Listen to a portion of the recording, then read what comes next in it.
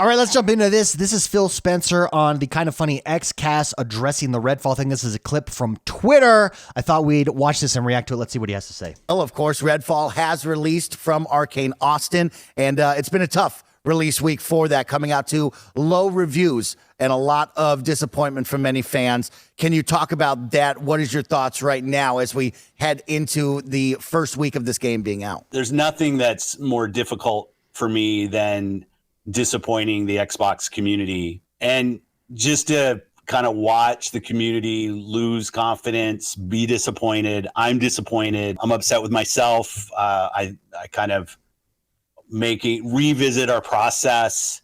You know, I think back to the announcement of 60 frames per second, and then we weren't shipping 60 frames per second. That was kind of our punch in the chin, rightfully, a couple weeks ago. The critical response was not what we wanted. Kind of pick myself up. What can we learn? How can we get better? One thing I'll fight is kind of what went wrong. There's Hold on, I do. We'll recap here, but I do want to. I mean, right there, I think he's saying everything that he needs to say. What else? What do you want him to say? Right? There's no silver bullet in words that's going to fix this. It's going to be action and how you do it. But the one thing that he said is didn't come out to the critical review. I don't think the critical review is the issue here. What he said, the players losing confidence.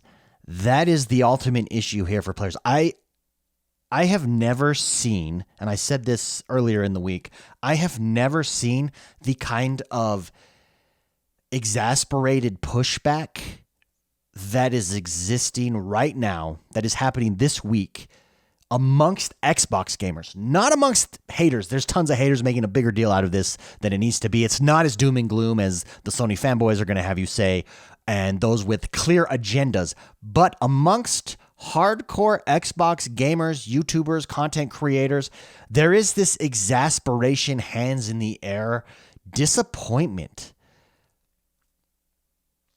loss of confidence, like Phil Spencer said, that I have never seen before. I've been doing an Xbox podcast since 2013 over on the X1 Bros. Go check it out if you haven't yet.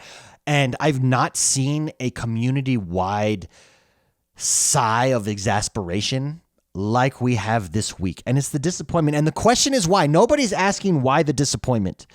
And the end, and it's not being addressed, and I don't think he's yet to address it here. You can have technical issues. You can have a game that drops that is not that great, that's just going to be a part of your library, or a game that's not for everybody. Minecraft Legends, for instance. Minecraft Legends is this experiment game that is a new title, a new direction for Minecraft that I like it. I think it's fun. It's definitely not for everybody. But did it launch with some issues? Yes, multiplayer in particular. But it didn't have this disappointment. Why? Because Microsoft did not market it and did not hype it in the way that they did Redfall. For the last 6 months, Redfall has been at the centerpiece of every single Xbox showcase. For the last 6 months plus, Redfall has been this game on the horizon that we've been waiting for. That doesn't happen naturally. That happens because Microsoft and Xbox chooses to make that the focal point. That's my issue here. Why did you do that? They did the same thing, if you remember, 2 years ago with Halo Infinite. They make these very weird marketing decisions. For instance, at the Xbox showcase, then they showed off Halo Infinite before it launched, and it was like, this is a next-gen game? This is hideous. What is happening here? A week later, 2 weeks later, they came out and said, oh, apologies, we need to do better. That was alpha footage.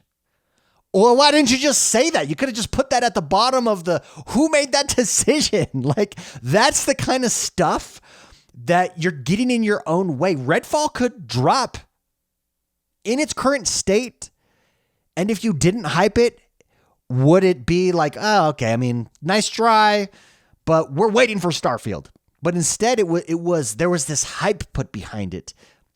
Why did we decide to do that? That's my issue there. Let's continue, though. What went wrong? There's clearly quality and execution things that we can do. But one thing I won't do is push against creative aspirations of our teams. I'm a huge supporter of Arcane Austin. Their track record is awesome. I love a lot of the great games that they've built. This is one where the team didn't hit their own internal goals when it launched. I think it's maybe a little simplistic to just say, hey, if you would have just delayed it 3 months, the core creative of the game would have delivered on something that was different than what it was. The team at Arcane is on taking the near-term feedback. Okay, hold on. I just have a thought there.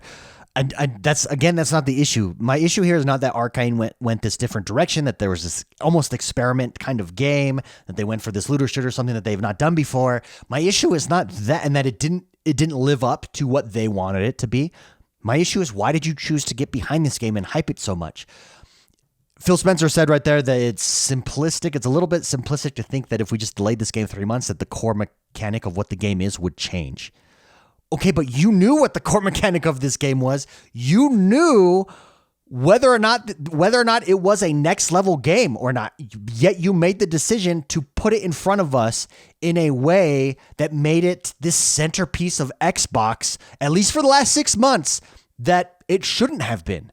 That's what has created this disappointment.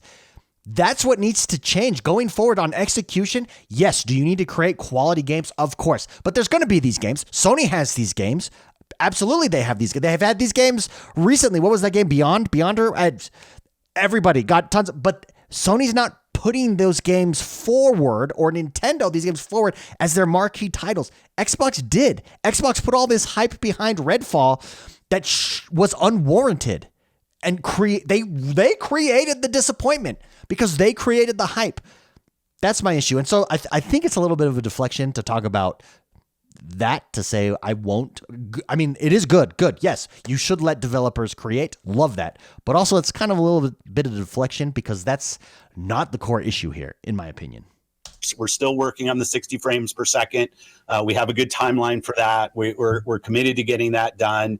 And we're going to continue to work the game. I think we've shown a commitment to games like Sea of Thieves and like Grounded to continue to go and build games. Sea of Thieves may be a better example than Grounded. Grounded was in preview mode. Like, if this dropped in preview mode, again, you would have set an entirely different expectation. Sea of Thieves also was like a new genre of game at the time. It didn't drop broken. It just was new and wasn't for everybody, but it was still I had fun with it. It was still a ton of fun to play. It definitely was not what has happened here with Redfall. So I get what you're saying though. Like, you support your games. Great. Would be interested to see where Redfall is in the coming years, whether it's continued to be supported or not. And if you treat it like Sea of Thieves, it definitely will be, but it's not a one-to-one comparison there. But I also know that these games are $70, and I'm not gonna I'm gonna take full responsibility for launching a game that needs to be great. Games should not be $70. They should never be $70. Why should a game be $70? Because they need to make more money. They're making a ton of money already. Why should games be $70? Because they cost more to make than ever before. Yes, but they're also able to monetize in ways that they never have been able to before as well. Battle passes, in-game purchases, etc., etc. Live game as a live service has never before been possible. I don't think games should ever be $70. Now, I do think the $70 price point does help Game Pass, absolutely. But games should never be $70. But that's an entirely different video. Phil Spencer's reaction, his comment there to the Redfall, his statement. I mean, I think he's saying everything he can say. I don't know if players are mad at this. I don't know what you want him to say there. I think that's all he can do. I do think there is an issue with the way that Microsoft presents their games, and we've seen it a few times now, and that's my biggest issue here. I don't have a problem with dropping a game that doesn't hit, or a game that even has issues, although we would like them to not have issues. Games drop like that all the time. The difference is those games usually are not at the centerpiece for the last 6 months of games that you've been showing off. You chose to do that, which set up this expectation that should not have been there in the first place. So that's my biggest issue here. And it's going to be interesting to see how they go forward with this. Again, I would once again just like to say, I don't think it's as doom and gloom as everybody's making out to be. Game Pass is still awesome. You look at last year, the Metacritic scores on the games that Xbox did release last year, fantastic. again, this is a self-inflicted wound. They did I can't speak. They did this to themselves by setting up your expectation by hyping this game so much. Why are we doing that?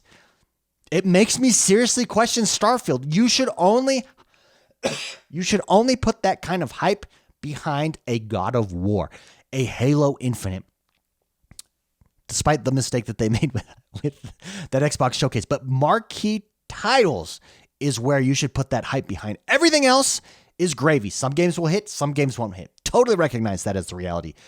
As Xbox Game Pass is still absolutely crushing it. I think Xbox is doing a lot of things right, clearly.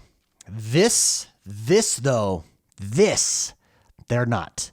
And they need to fix. I would love to know what you think. What do you think of this statement? What do you think of this interview? Do you think it was good, bad? Let me know in the comments below. Again, don't forget that like button. Subscribe to this channel. My name is X1 the Gamer. I'll see you guys next time.